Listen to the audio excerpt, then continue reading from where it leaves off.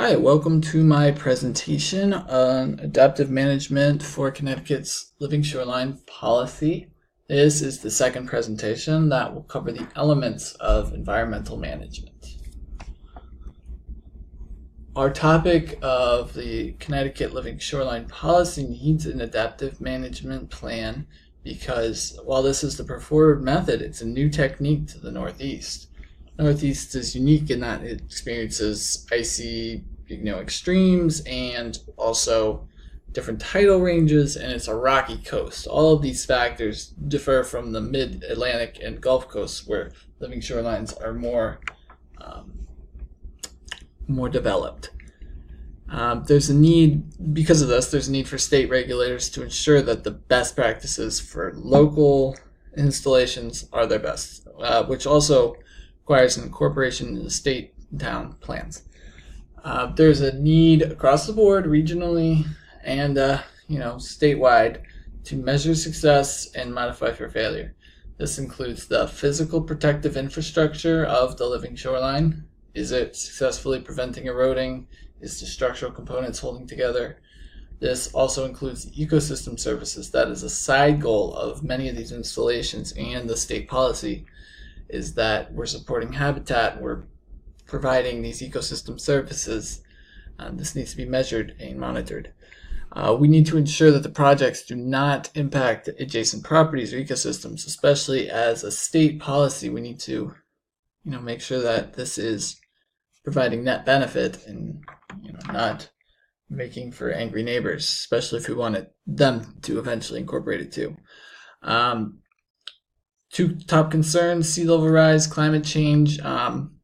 This deals with increasing wave energy, increasing precipitation, erosion sort of from the other side of the water cycle. And the policy needs to facilitate for seawall replacement too, so that way we can start seeing some conversion, since for so many years seawalls have been the go-to. The stakeholder groups who this plan really calls on is the Connecticut Coastal Zone Management. This is Connecticut Department of Energy and Environmental Protection. Coastal municipalities, especially their planning and zoning commissions. Nonprofit and research organizations in the Long Island Sound, including universities and the Long Island Sound Study. Coastal engineering consultants and contractors, the people that are designing, building, and doing all the other aspects of the work need to be involved.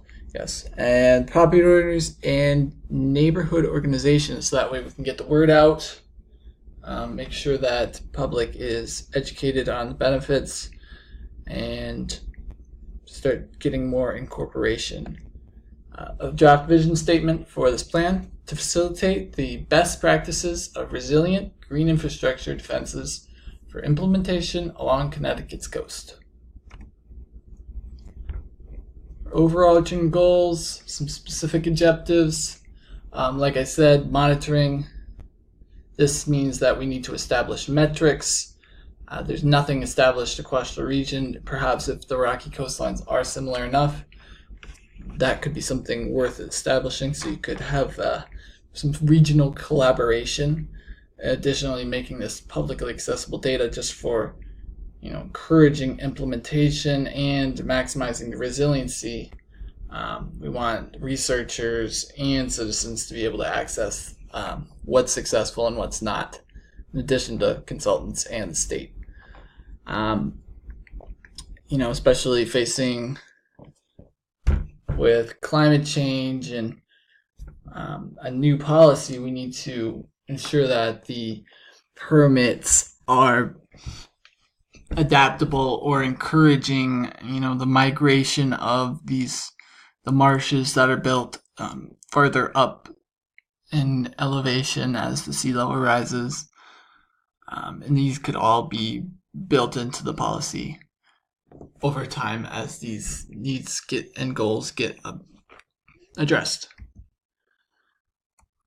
The references unique for this paper or presentations, definitely some borrowage from the other the earlier presentation, but these new ones provide a lot of the basis for current evaluations of the state program. So thanks for listening, and I look forward to hearing your thoughts.